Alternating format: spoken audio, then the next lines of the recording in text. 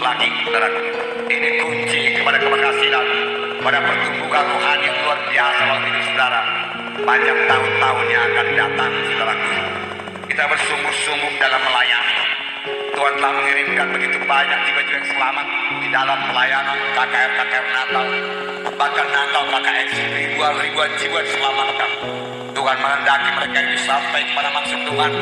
Tuhan menghendaki mereka itu jadi murid Tuhan. Mari kita kunjungi mereka, follow up mereka dengan sungguh-sungguh, dengan berkorban lagi, dengan penyakalan diri. Tuhan akan memberkati saudara. Mari kita muridkan mereka dengan sungguh-sungguh. Kita memperdulikan mereka, kita perhatikan hidup mereka.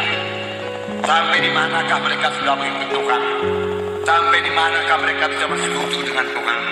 Sampai di manakah mereka berani bersaksi untuk Tuhan? Kita bisa membantu mereka. Kita yang lebih tua rohani daripada mereka. Kita layani mereka dengan segenap hati, dengan sungguh-sungguh, dengan sungguh-sungguh. Kita juga harus dengan sungguh-sungguh berdoa. Hanya doa yang sungguh-sungguh yang didengarkan Tuhan. Doa yang separuh-separuh hati tidak akan didengarkan Tuhan. Karena Tuhan kita adalah Tuhan yang bersungguh-sungguh. Kita harus antusias. Saudaraku, berarti Tuhan di dalam. Tuhan di dalam kita, saudaraku, membuat kita antusias, membuat kita bersemangat, membuat kita bersungguh-sungguh, saudaraku. Nah, saudaraku yang kasih, ini kunci kepada keberhasilan. Firman Tuhan berkata, saudaraku, dalam Roma 12 ayat 11. Roma 12 ayat 11. Di sini dikatakan, janganlah hendaknya kerajinanmu kendor, biarlah rohmu menyala-nyala, dan layanilah Tuhan. Bersukacita dalam pengharapan, sabar dalam kesesakan, dan bertekunlah di dalam doa.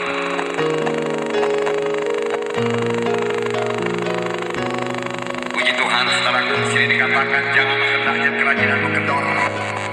Jangan kurang daripada semangat yang mula-mula, jangan kurang daripada kesungguhan hati yang mula-mula. Jangan merosot, tapi bertambah-tambah terus dalam Tuhan. Biarlah rohmu menyala-nyala dan layanilah Tuhan.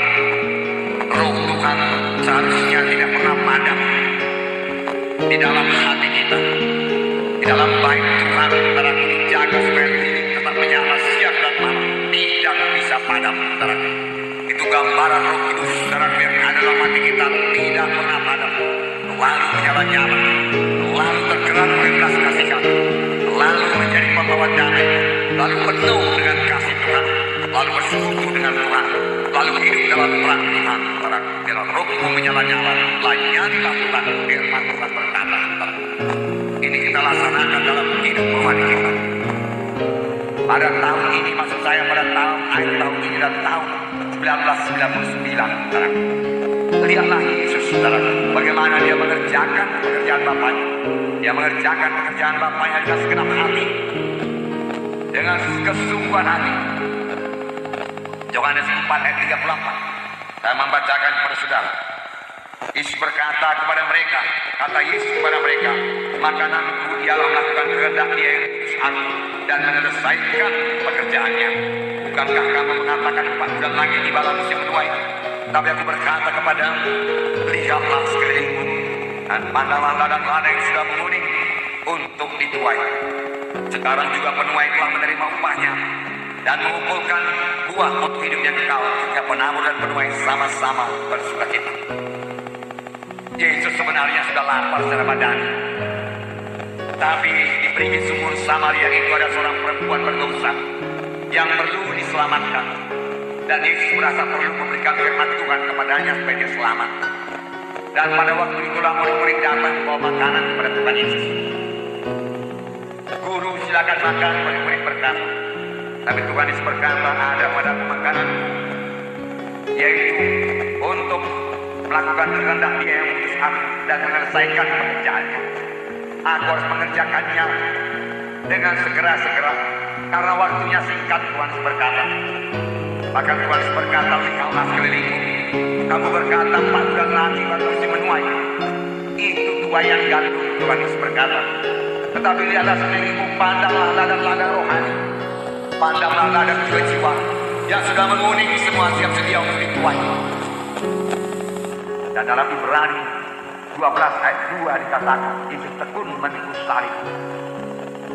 Marilah kita melakukannya dengan mata yang tertuju kepada Yesus, yang memimpin kita dalam iman, yang membawa iman kita kepada kesempurnaan, yang dengan mengabaikan kehinaan tekun menikung salib, yang dibuka kita yang sediakan bagi Dia, yang sekarang duduk di sebelah kanan takhta Allah. Dia tekun menikung salib. Dia tahu hasil salib itu, saudaraku. Jiwa-jiwa diselamatkan, saudaraku. Dia angkat salib, saudaraku.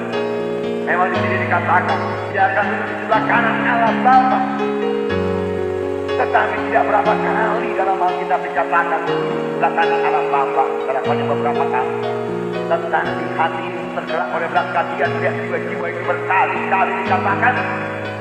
Jadi apakah yang terutama menundukkan hati ini?